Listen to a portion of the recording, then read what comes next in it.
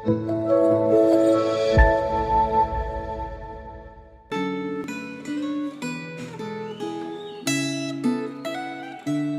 saudara, kembali kita bertemu dalam Perenungan Gema. Hari ini kita akan membahas mengenai tema apakah Tuhan menemukan orang yang benar, terambil dari Yehezkiel pasal 22. Saya mengajak saudara untuk boleh membaca nats yang telah ditentukan beserta renungan di aplikasi Gema sehingga boleh mendapatkan gambaran yang lebih jelas akan renungan pada hari ini. Nah, sebelum kita sama-sama merenungkan firman Tuhan, saya mengajak kita berdoa. Tuhan, kami berdoa biarlah Tuhan yang tolong kami. Sebentar kami akan merenungkan firman-Mu. Tuhan beri kami telinga untuk mendengar, beri kami hati yang terbuka untuk memahami, dan terlebih lagi beri kami ya Tuhan kemampuan untuk boleh melakukan firman Tuhan sesuai dengan kehendak Tuhan. Kami berserah biarlah Tuhan pimpin kami. Dalam nama Yesus Kristus kami berdoa. Amin. Saudara, saya akan membacakan beberapa ayat terlebih dahulu. Biarlah ini menjadi pengertian untuk kita. Saya bacakan dari ayat 13 sampai ke 16. Sungguh, aku bertepuk tangan mengenai keuntunganmu yang haram yang kau dapati dan mengenai darah yang dicurahkan di tengah-tengahmu. Apakah hatimu akan tetap teguh dan tanganmu merasa kuat pada masa aku bertindak terhadap engkau? Aku, Tuhan, yang mengatakannya dan yang akan membuatnya. Aku akan menyerahkan engkau di antara bangsa-bangsa dan menghamburkan engkau ke semua negeri, dan aku akan mengikis kenajisanmu daripadamu. Maka engkau akan dinajiskan di hadapan bangsa-bangsa karena kesalahanmu sendiri, dan engkau akan mengetahui bahwa akulah Tuhan.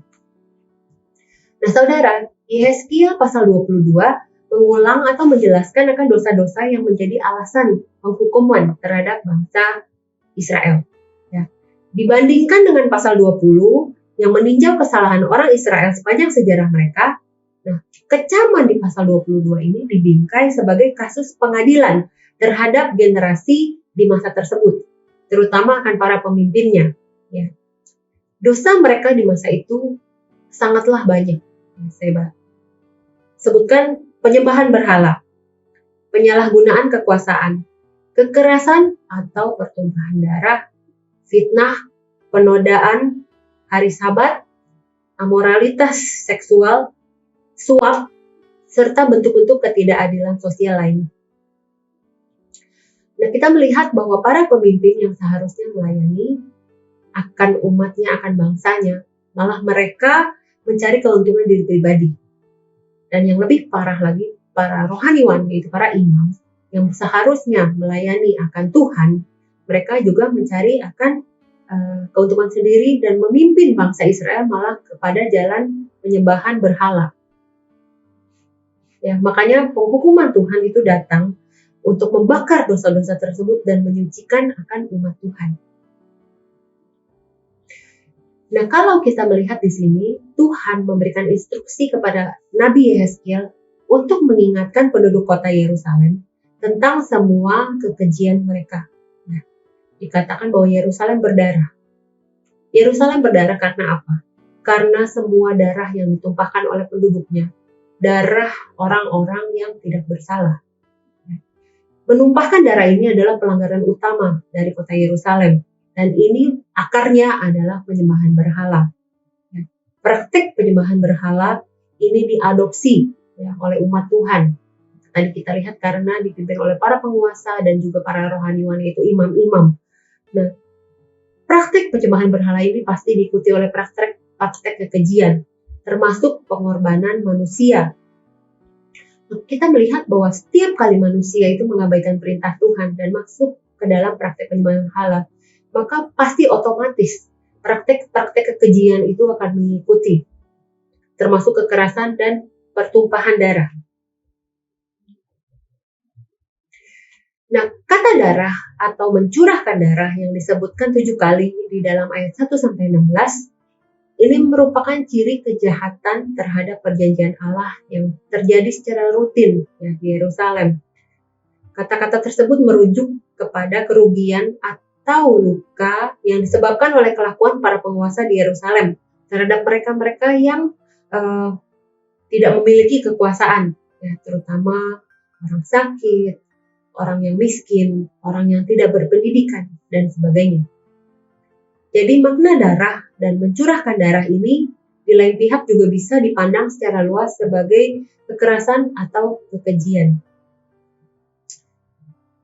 Nah, Tuhan mencari orang yang benar dan yang peduli terhadap kesejahteraan Yerusalem. Tetapi sayangnya di ayat 30, di sini dikatakan ayat 30, Aku mencari di tengah-tengah mereka seorang yang hendak mendirikan tembok atau mempertahankan negeri itu di hadapanku, supaya jangan kumusnahkan, tetapi aku tidak menemuinya. Ya, jadi Tuhan tidak mendapatkannya. Nah, untuk aplikasi kita di masa sekarang, ketika Tuhan mencari orang yang benar, apakah Dia bisa menemukannya? Apakah kita sebagai anak Tuhan sudah bertindak benar? Apakah kita sebagai pengikut Kristus sudah berdiri di tengah-tengah bangsa ini untuk negara kita? Apakah kita telah ikut mendoakan negara dan bangsa kita beserta para pemimpin kita? Biarlah firman Tuhan hari ini mengingatkan kita untuk juga boleh berpartisipasi. Setidaknya kita mendoakan bangsa dan negara kita dan para pemimpin kita, sehingga mereka boleh menuntun kita ke jalan yang benar, membangun negara kita. Amin. Mari kita berdoa. Tuhan, biarlah firman-Mu yang mengingatkan kami ketika Engkau mencari orang yang benar, kami boleh melihat kepada diri kami. Apakah kami sudah menjadi orang yang benar itu? Biarlah kami tidak menudingkan jari kami kepada siapapun, tapi kami boleh melihat diri kami sendiri dan belajar untuk terus ikut dalam kebenaran Tuhan. Hingga ketika Tuhan mencari, Tuhan boleh menemukan kami benar di hadapan Tuhan. Biarlah kami boleh berpartisipasi di dalam kehidupan negara kami, dengan setidaknya kami boleh mendoakan para pemimpin bangsa kami, sehingga mereka boleh menuntun kami dalam jalan yang benar dan hidup menjadi kemuliaan Tuhan. Terima kasih Tuhan, kami serahkan sisa hari kami, biarlah Tuhan yang terus memimpin menuntun kami. Dalam nama Yesus Kristus kami berdoa. Amin. Tuhan Yesus memberkati.